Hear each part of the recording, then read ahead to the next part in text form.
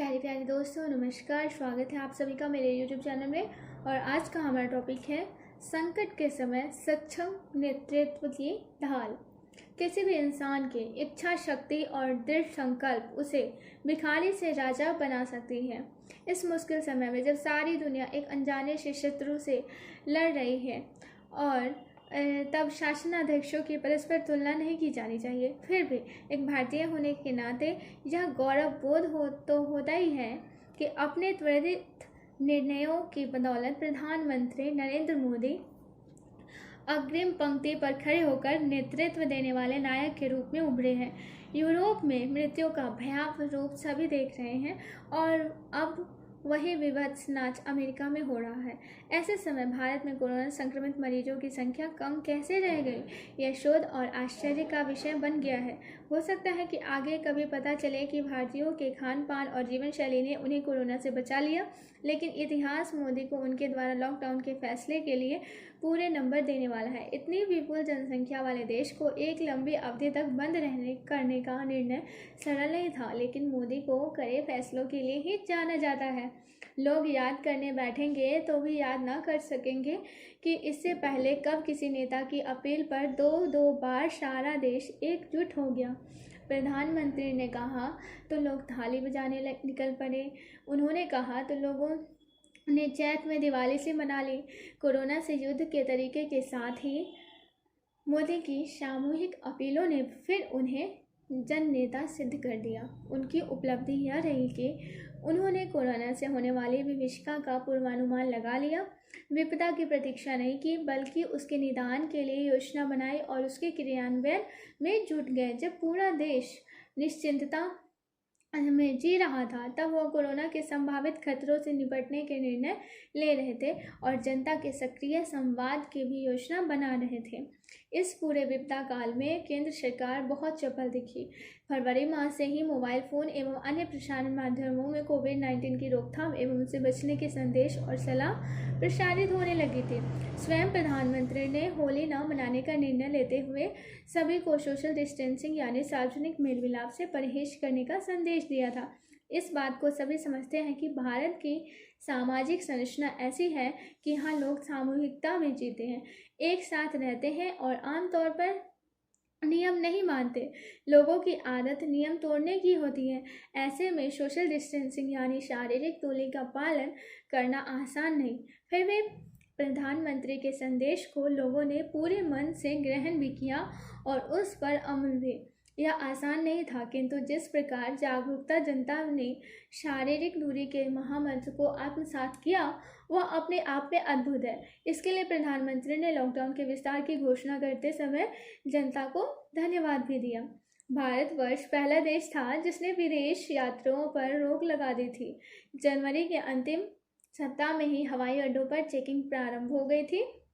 जनवरी माह में मेरे एक परिचित अमेरिका से भारत आए। वापसी के समय उनकी ऐसी चेकिंग की गई थी कि वह चिंतित हो उठे कि लौट भी पाएंगे अथवा नहीं। उन्होंने बताया कि अमेरिका में जब वह हवाई अड्डे पर उतरे तो कोई भी जांच या पूछताछ नहीं की जा रही थी। अब पूरा विश्व देख रहा है कि इस प्रकार की लापरवाही की अमेरिका को कितना भारी नुकसान चुकाना पड़ रहा है। मैं फरवरी माह में जबलपुर एक कार्यक्रम प्रस्तुति के लिए गई थी, तो वहाँ हवाई अड्डे पर जब मेरी स्वास्थ्य जांच हुई तो मुझे और मेरे साथी कलाकारों को सुखद आश्चर्य होगा। इस स्वास्थ्य जांच ने यही बताया कि सरकार कोरोना से उपजे संकट को गंभीरता से ले रही है। इसी गंभीरता के चलते ही विगत 1-1.5 महीने में विदेशों में लौटने वाले भारतीयों की यात्रा इतिहास आदि का विवरण पता कर पुलिस उनके घर पहुंचती और उन्हें 14 दिनों के लिए क्वारंटाइन करती। केंद्र सरकार की इसके लिए भी प्रशंसा करनी होगी कि विदेश में रह रहे भारतीयों को सुरक्षित स्वदेश वापस लाया गया। प्रधानमंत्री की लॉकडाउन की घोषणा पर देश ने अभूतपूर्व एकजुटता का जो परिचय दिया, वह उनके प्रति भरोसे का ही परिचायक है। भारत को सुरक्षित रखने के लिए किए गए इस असाधारण निर्णय में सभी का हित निहित था। यह इससे साबित होता है कि सभी मान रहे हैं कि लॉकडाउन के कारण ही देश गंभीर संकट से बचा। इस दौरान नवरात्र हो या रामनवमी या फिर ईस्टर, ये सब आयोजन बड़े ही संयम और शांतिपूर्ण ढंग से मनाए गए। इसके प्रति सुनिश्चित हुआ जा सकता है कि आगे भी ऐसा ही होगा। कोरोना काल में भारतवर्ष में लोकतंत्र का सही स्वरूप भी उभर कर सामने आया, संघीय ढांचा और निखर गया। प्रधानमंत्री ने हर राज्य के कामकाज को अलग अलग देखा और अच्छा काम करने वाले राज्यों की प्रशंसा की। गरीब एवं आर्थिक रूप से अशक्त लोगों के लिए देश में आज़ादी के बाद अब तक का सबसे बड़ा आर्थिक पैकेज घोषित करके उसे लागू भी किया। नेता उसी को कहा जाता है जो नेतृत्व करता है, एवं आपदा काल में जैसा नेतृत्व प्रधानमंत्री मोदी ने देश को दिया वह इतिहास हो गया।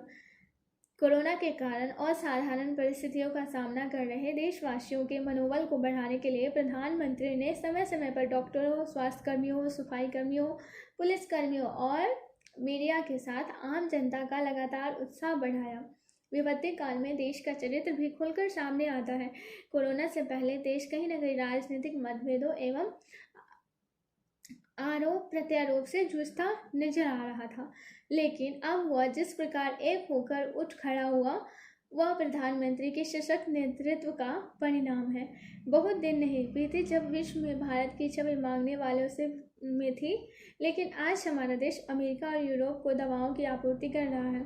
आफत कितनी भी करें, आखिर तो कोरोना जाएगा ही, लेकिन अपने पीछे छोड़ जाएगा बदली हुई दुनिया। चीन के प्रति वैश्विक धारणाएं बहुत तेजी से बदली हैं। आने वाले समय में विश्व में नया नेतृत्व उभरेगा, नए समीकरण बनेंगे और तब भारत के प्रधानमंत्री नए अवतार में दिखेंगे। आज के लिए बस इतना ही। आशा करती हूँ ये टॉपिक आपको बहुत पसंद आया होगा। नमस्कार।